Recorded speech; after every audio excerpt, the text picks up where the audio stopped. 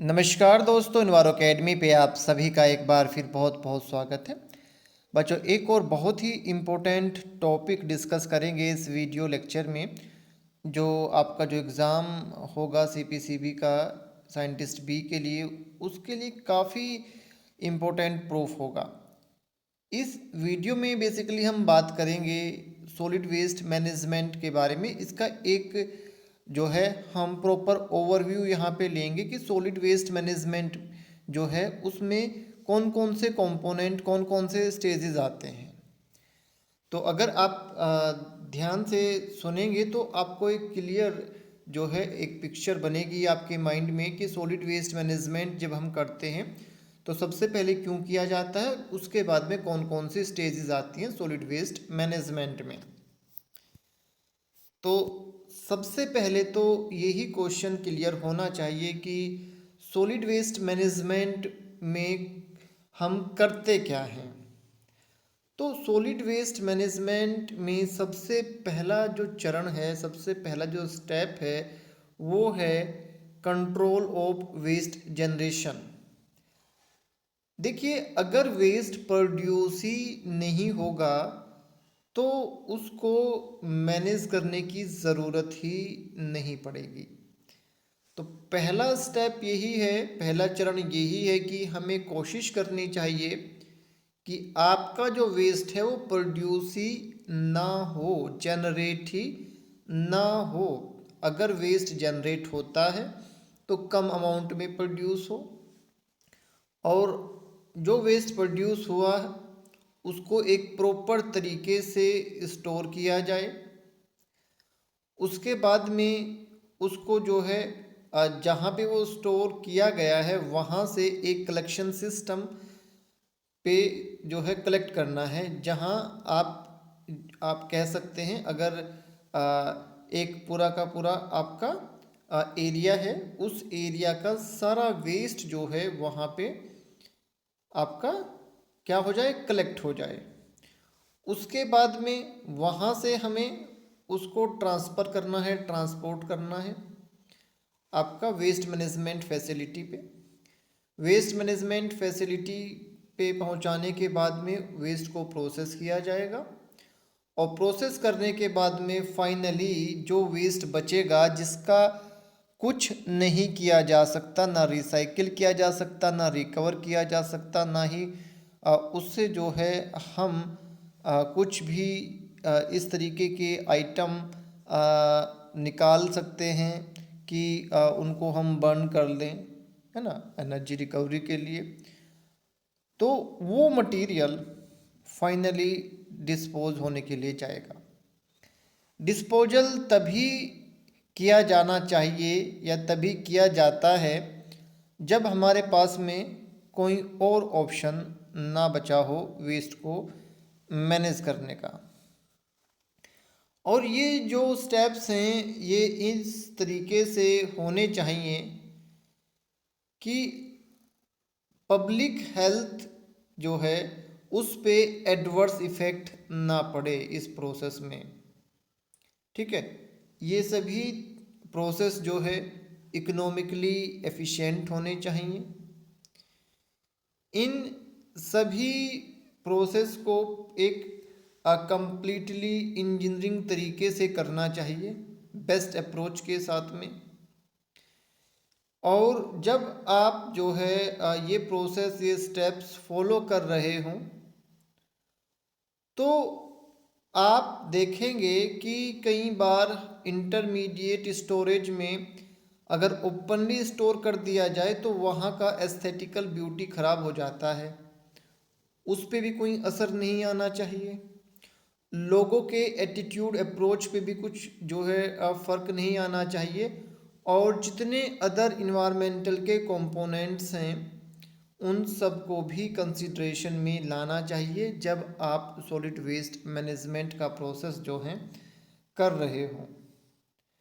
Solid waste management में basically बहुत सारे फैक्टर इन्वॉल्व होते हैं, काम करते हैं। जैसे कि आपका यही एक सबसे इम्पोर्टेंट फैक्टर आ जाता है कि आपका इकोनॉमिक स्टेटस कैसा है। ऐसे एरिया जहाँ पे हाई इनकम वाले लोग रहते हैं वहाँ पे आप लोगों ने देखा होगा कि वेस्ट जो है इस तरीके से ओपनली दिखाई नहीं देता है। वो जो है उसमें हाई इनकम वाले जो लोग हैं हाई इनपुट देते हैं, हाई मनी इनपुट देते हैं और अपना वेस्ट को जो है वहाँ से रिमूव करा देते हैं। और वो एरिया या वो कंट्रीज़ जो हाई इनकम कंट्रीज़ हैं वो ज़्यादातर आपके क्लीन होते हैं। चाहे आप किसी एक सिटी की बात ले लीजिए, चाहे आप कॉलोनी की बात ले लीजिए, चाहे आप जो है पूरा का पूरा एक देश ले लीजिए। तो लो इनकम वाले लोग जो हैं वहाँ पे आपको वेस्ट मैनेज करने के लिए इनफ फंडिंग नहीं मिलती, या वहाँ पे इनफ फंडिंग जो है उसको सही तरीके से यूटिलाइज नहीं किया जाता। और जो हाई इनकम के लोग हैं, हाई इनकम कंट्रीज़ हैं, वो बहुत अच्छे से अपने वेस्ट को मैनेज कर सकते हैं। इसके अलावा आपका सोशल डेवलपमेंट भी बहुत इम्पोर्टेंट होता है। अगर आप जो है वेस्ट को इतना बुरा नहीं समझते हैं कि से मेरा मतलब है आपको इन चीज़ों की जानकारी नहीं है कि अगर वेस्ट ओपनली पड़ा रहेगा तो उससे आपको बीमारियां फैल सकती हैं, है ना। तो शायद आपको उसका इतना ज़्यादा परवाह ना हो। डेफिनेटली सबसे बड़ा एस्थेटिकल पॉइंट आप छोड़ दीजिए, हेल्थ का पॉइंट सबसे एपेक्स पे आता है। सबसे पहला पॉइंट यही आता है कि वेस्ट की वजह से हेल्थ इफ़ेक्ट होती है, क्योंकि ओपनली वेस्ट पड़ा रहता है, उस पर जो है डिजीज़ कोज करने वाले जो आपके इंसेक्ट हैं वो ग्रो करते हैं। और आपके फ्लाइज हो गए, ठीक है, एंड आपके मॉस्किटोज़ हो गई, और इसके अलावा जो है बहुत सारी डिजीज़ फैलने के चांसेस रहते हैं। ये सबसे बड़ा फैक्टर है। अगर आप इस फैक्टर को नेगलेक्ट मानते हैं, आपको जानकारी ही नहीं है, नॉलेज ही नहीं है इस चीज़ की, तो शायद आप जो है वेस्ट मैनेजमेंट पे ज़्यादा ध्यान नहीं देंगे। इसके अलावा जो है आपका सीज़न भी बहुत इम्पोर्टेंट होते हैं। कई सीज़न में आपका वेस्ट जनरेशन ज़्यादा होता है और वेस्ट कलेक्शन का फ्रीक्वेंसी कम होता है कुछ सीज़न में। कुछ सीज़न ऐसे होते हैं कि जिनमें आपको वेस्ट फ्रीक्वेंटली कलेक्ट करना चाहिए, क्योंकि जैसे कि समर में वेस्ट जल्दी ही आपका डिकम्पोज होना स्टार्ट हो जाता है और उसकी वजह से स्मेल जो है बड़ी तेज़ी से फैलती है ना। तो सीज़न भी बहुत इम्पोर्टेंट हो जाते हैं कई बार आपके सॉलिड वेस्ट मैनेजमेंट में। तो जब भी आप सॉलिड वेस्ट मैनेजमेंट करने की सोचते हैं तो आपको बहुत सारे फैक्टर को कंसीडर करना पड़ता है, जैसे कि वहाँ का इकोनॉमिक स्टेटस कैसा है, लोगों का सोशल स्टेटस कैसा है, ठीक है, एंड जो है अभी कौन सा सीज़न आपका चल रहा है, ठीक। जब ये सब फैक्टर आप अपने माइंड में रख के सॉलिड वेस्ट मैनेजमेंट करेंगे तो डेफिनेटली आप अपने इस प्रोसेस को सही तरीके से कर पाएंगे। क्योंकि कहीं ऐसी लोकेशन हैं जहाँ पे गवर्नमेंट की रिस्पॉन्सिबिलिटी ज़्यादा बनती है, क्योंकि उन लोगों को पता ही नहीं है कि वेस्ट मैनेजमेंट करने के क्या फ़ायदे हैं, है ना। और कई बार जो है आपका सीज़न के अनुसार हमें अपनी वेस्ट कलेक्शन की फ्रीक्वेंसी को इन्हांस करना पड़ता है, इंक्रीज करना पड़ता है। सॉलिड वेस्ट मैनेजमेंट जो है बेसिकली करने के कई फ़ायदे हैं, जैसे कि protection of environmental health, second one is promotion of environmental quality and supporting the efficiency and productivity of the economy. और डेफिनेटली ये आपका वेस्ट जो है ये एम्प्लॉयमेंट जनरेशन में भी हेल्प करता है और इनकम को इन्हांस करने में भी मदद करता है। तो इस तरीके से अगर हम देखें तो सॉलिड वेस्ट मैनेजमेंट काफ़ी इम्पोर्टेंट हो जाता है हमारे लिए। सॉलिड वेस्ट मैनेजमेंट की अपनी socio economic and environmental dimensions हैं, ठीक है। अगर हम एक ओवरव्यू लें कि हम जब सॉलिड वेस्ट मैनेजमेंट करते हैं तो कौन कौन से फैक्टर को हमें ध्यान में रखना चाहिए, तो सबसे पहले जो पहला स्टेप आएगा सॉलिड वेस्ट मैनेजमेंट सिस्टम में, उसमें हमें देखना है वेस्ट जनरेशन। वेस्ट जनरेशन जो है पहला स्टेप है आपके सॉलिड वेस्ट मैनेजमेंट में कि वेस्ट जनरेट कहाँ से हो रहा है, कितना वेस्ट जनरेट होता है किसी भी प्रोसेस से, उस वेस्ट का कंपोजिशन क्या है, उस वेस्ट के कैरेक्टराइजेशन जो है कैरेक्टरिस्टिक्स क्या हैं, उसका कैरेक्टराइजेशन करना है आपने। आप जो है हर एक सेक्टर से जो वेस्ट रिलीज हो रहा है उसको देखोगे कि भाई घरों से जो वेस्ट निकलेगा डेफिनेटली वो अलग तरीके का होगा, कॉमर्शियल एरिया से जो वेस्ट जनरेट होगा वो अलग तरीके का होगा, इंस्टीट्यूशन से जो वेस्ट जनरेट होगा वो अलग तरीके का होगा। तो वेस्ट जनरेशन एक सबसे महत्वपूर्ण स्टेज आ जाता है कि आप को सबसे पहले ये देखना है कि वेस्ट कहाँ कहाँ से जनरेट हो रहा है, उसका कॉम्पोजिशन क्या है, क्या उसके कैरेक्टरिस्टिक्स हैं। जब आप ये सब चीज़ें आइडेंटिफाई कर लेते हैं तो एक क्लियर कट पिक्चर बन जाती है हमारे माइंड में कि हम वेस्ट का क्या करें, है ना। सपोज करो आपको वेस्ट का जो स्टोरेज है उसी पे काम करना है, तो वेस्ट जनरेशन के बाद में दूसरा स्टेप आपका वेस्ट स्टोरेज ही आता है। उस समय पे अगर आपको वेस्ट के कैरेक्टराइजेशन आपने किया है, कैरेक्टरिस्टिक्स पता हैं, आपको वेस्ट का कॉम्पोजिशन पता है, तो आपको वेस्ट स्टोरेज में मदद मिलेगी।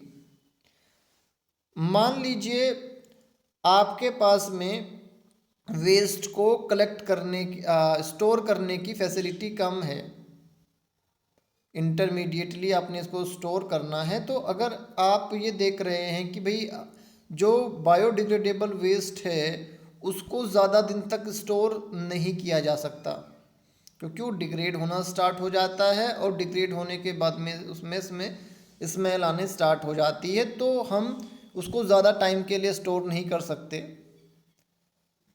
तो उसी तरीके से आ, आपका जो नॉन बायोडिग्रेडेबल वेस्ट है, इनर्ट वेस्ट है, वो काफ़ी समय तक जो है आपका स्टोर किया जा सकता है। तो वेस्ट का स्टोरेज जो है ये बहुत इम्पोर्टेंट हो जाता है कि किस टाइप के वेस्ट को हम किस तरीके से किस कंडीशन में स्टोर करें। ठीक है बच्चों, उसके बाद में हमें वेस्ट को ट्रांसफ़र करने की ज़रूरत पड़ती है। वेस्ट को ट्रांसफ़र करने के लिए बेसिकली हम क्या करते हैं, सबसे पहले जो आपका वेस्ट हमने जगह जगह पे स्टोर किया है उन सब को एक कलेक्शन पॉइंट पे अपना रख लेते हैं, है ना। जैसे कि आपकी ने देखा होगा आपकी कॉलोनी में एक जगह पे कलेक्शन पॉइंट होता है, बड़े बड़े डस्टबिन जो हैं रखे होते हैं और वहाँ पे सभी लोग अपना जो वेस्ट है उसको जो है कलेक्ट करते रहते हैं। ठीक है, उससे पहले सभी लोगों के घर में छोटी सी डस्टबिन रखी होती है और उसमें जो है अपना वेस्ट आप स्टोर करके रखते हो, है ना। तो ये जो वेस्ट का ट्रांसपोर्टेशन है बेसिकली कलेक्शन सिस्टम से वेस्ट को उठा के हम अपना वेस्ट मैनेजमेंट फैसिलिटी तक ट्रांसफ़र करते हैं। तो वेस्ट कलेक्शन में हम अलग अलग तरीके के कंटेनर यूज़ करते हैं। ठीक है बच्चों, वेस्ट कलेक्शन में हम अलग अलग तरीके के कंटेनर यूज़ करते हैं जिससे कि हम अपने वेस्ट के कॉम्पोजिशन के अनुसार उसको जो है आगे प्रोसीड कर सकें, प्रोसेस कर सकें। आप लोगों ने बड़े बड़े शहरों में, क्या आप तो छोटे शहरों में भी ये हो गया कि दो तरीके के डस्टबिन रखे होते हैं बड़े बड़े, उस पर लिखा होता है कि भैया इसमें आप जो है वेट वेस्ट कलेक्ट करोगे, दूसरे में ड्राई आप कलेक्ट करोगे। तो जो जिसमें गीला कूड़ा आप कहिए या गीला कचरा जो होता है उसको फ्रिक्वेंटली खाली करना ज़रूरी होता है, और जो आपका ड्राई वेस्ट होता है ना, उसका अगर फ्रीक्वेंसी कम भी है तो भी ज़्यादा फर्क नहीं पड़ता क्योंकि वो स्मेल नहीं करेगा। तो वेस्ट कलेक्शन में इस चीज़ का ध्यान रखा जाता है कि आपका जो गीला कचरा है, ठीक है, वेट वेस्ट है, उस का बेसिकली जो कंटेनर है वो क्लोज होना ही चाहिए। क्योंकि क्या होता है कि उसमें मान लीजिए फूड वेस्ट है तो जो आपके आवारा डॉग्स वगैरह होते हैं वो उसको वहाँ पे बिखेर देते हैं, है ना। तो इन सब चीज़ों का हमें वेस्ट कलेक्शन पॉइंट पे ध्यान रखना चाहिए। अलग अलग तरीके के कंटेनर रखे जाते हैं और बेसिकली इंटरमीडिएटली थोड़े समय के लिए उसमें आप अपने वेस्ट को कलेक्ट करके रखते हैं। उसके बाद में उसको जो है ट्रांसफ़र कर दिया जाता है। ट्रांसफ़र जो है एक फ्रीक्वेंसी पे किया जाता है ना। इसके लिए बेसिकली ये डिसाइड किया जाता है कि किस एरिया में कितना वेस्ट जनरेट हो रहा है और वहाँ पे कलेक्शन फ्रीक्वेंसी जो है वो कितनी ज़्यादा है। जहाँ पे कलेक्शन फ्रीक्वेंसी ज़्यादा है तो वहाँ पे ट्रांसफ़र के लिए हमें ज़्यादा व्हीकल भी चाहिएंगे या बड़े व्हीकल चाहिएंगे। या कई बार हमें इस चीज़ का भी ध्यान रखना पड़ता है कि जहाँ पे हम जा रहे हैं वेस्ट को कलेक्ट करने के लिए उस एरिया में प्रॉपर जो है रोड्स इतनी हैं कि आपका जो व्हीकल है वो वहाँ पे जा सके। इन सब चीज़ों का भी ध्यान रखना पड़ता है। और फिर इस चीज़ का भी ध्यान रखना पड़ता है कि शहर से कितनी दूरी पे है ना। वेस्ट डिस्पोजल फैसिलिटी शहर से कितनी दूरी पे है। तो अगर जो है आपको लगता है कि आपका जो डिस्टेंस है वो बहुत ज़्यादा है तो छोटे व्हीकल के ज़्यादा ट्रिप लेने के बजाय क्या किया जाता है कि आप पहले छोटे व्हीकल से इन सिटी जो है अपना वेस्ट कलेक्ट कर लेते हैं, फिर उसके बाद में उसको एक बड़े व्हीकल में ट्रांसफ़र करके बड़े व्हीकल से जो है आप लॉन्ग डिस्टेंस पे जो आपकी डिस्पोजल फैसिलिटी है या आपकी वेस्ट प्रोसेसिंग फैसिलिटी है वहाँ पे उसको जो है ले जाया जाता है। वेस्ट कलेक्शन और ट्रांसपोर्टेशन जो है इसमें सबसे ज़्यादा खर्च होता है। वेस्ट कलेक्शन और वेस्ट ट्रांसपोर्टेशन में सबसे ज़्यादा खर्च होता है। लगभग 80% खर्च जो है वो वेस्ट कलेक्शन और ट्रांसपोर्टेशन में आता है। काफ़ी महत्वपूर्ण क्वेश्चन है ना। आप लोगों ने देखा होगा कि जो आपके डोर टू डोर वेस्ट को पिक करना और वेस्ट को पिक करके फिर जो है आपके जो इंटरमीडिएट स्टोरेज कलेक्शन पॉइंट हैं वहाँ तक पहुँचाना, और फिर वहाँ से जो है आपका वो जो बड़े बड़े डस्टबिन रखे हुए हैं, ठीक है, उनको अलग अलग तरीके से हम देखते हैं कि कई बार पूरा कंटेनर जो है उसको उठा के डंप साइट पे ले जाया जाता है। कई बार जो है कंटेनर को व्हीकल में खाली करके कंटेनर वहीं पे रख दिया जाता है। बहुत सारे तरीके हैं, है ना। तो इस पूरे प्रोसेस में जो है सबसे ज़्यादा खर्च आता है। कई बार ये क्वेश्चन आया है कि सबसे एक्सपेंसिव कंपोनेंट कौन सा है सॉलिड वेस्ट मैनेजमेंट का, तो इसका सही जवाब है कलेक्शन एंड ट्रांसपोर्ट।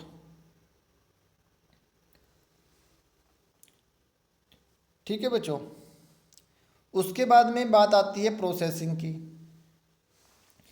प्रोसेसिंग में क्या होता है कि जो आपका वेस्ट है उस वेस्ट से जो भी यूज़फुल कंपोनेंट हैं या वैल्यूबल कंपोनेंट्स हैं जो जिनका कोई आप कहिए कि मनी के पॉइंट ऑफ व्यू से कोई वैल्यू है, उनको निकाल लिया जाता है। इसको मटेरियल रिकवरी कहते हैं। कुछ कंपोनेंट जो है रीयूज़ के लिए भेज दिए जाते हैं, कुछ रिसाइकिल के लिए भेज दिए जाते हैं, कुछ को जो है कंपोस्टिंग के लिए भेज दिया जाता है, कुछ को जो है आपका एनर्जी रिकवरी के लिए भेज दिया जाता है। इस तरीके से प्रोसेसिंग किया जाता है। जिस तरीके का आपका वेस्ट है उसको उसी तरीके से प्रोसेस किया जाता है, उसको उसी तरीके का ट्रीटमेंट दिया जाता है। वेस्ट प्रोसेसिंग को सबसे ज़्यादा एक्सपेंसिव कंपोनेंट मानते हैं, बट वेस्ट प्रोसेसिंग सबसे ज़्यादा एक्सपेंसिव नहीं होता है। ठीक है बच्चों, वेस्ट प्रोसेसिंग में अलग अलग तरीके से अपने वेस्ट के कंपोजिशन के अकॉर्डिंग हम उसको मैनेज करने की कोशिश करते हैं, एंड अल्टीमेटली जो है अगर हम कुछ नहीं कर सकते तो हम वेस्ट को डिस्पोज कर देते हैं। रिकवरी एंड रिसाइकलिंग एक महत्वपूर्ण आपका स्टेप है। अगर आप सही तरीके से वेस्ट को सेग्रीगेट करेंगे तो बहुत सारा वॉल्यूम रिड्यूस हो जाता है। हमारे साथ समस्या यही है कि हम वेस्ट को सेग्रीगेट नहीं कर पाते हैं। जैसे कि प्लास्टिक है, नॉर्म्स ये बोलते हैं कि प्लास्टिक जो है वो कभी भी लैंडफिल में नहीं जाना चाहिए, कोशिश करनी चाहिए इसको ज़्यादा से ज़्यादा रिसाइकिल करने की। उसी तरीके से जो आपका बायोडिग्रेडेबल वेस्ट है वो कभी भी लैंडफिल में नहीं जाना चाहिए, उससे कंपोस्ट बना लेना चाहिए। उसी तरीके से अगर कोई भी कंपोनेंट ऐसा है जिसमें एनर्जी रिकवरी हो सकती है तो उस कंपोनेंट को भी लैंडफिल में डंप नहीं करना है, उससे भी जो है हम एनर्जी रिकवरी कर सकते हैं। एनर्जी रिकवरी के बहुत सारे प्रोसेस हैं, जैसे कि इंसिनरेट कर सकते हैं, पायरोलाइसिस कर सकते हैं, गैसिफिकेशन कर सकते हैं, ठीक है, आरडीएफ बना सकते हैं। जब डिटेल में हम वेस्ट मैनेजमेंट के प्रोसेस पढ़ेंगे तो इन पे हम ज़रूर बात करेंगे। काफ़ी महत्वपूर्ण कॉन्सेप्ट है और यहाँ पे से क्वेश्चन आने की प्रबल संभावना रहती है।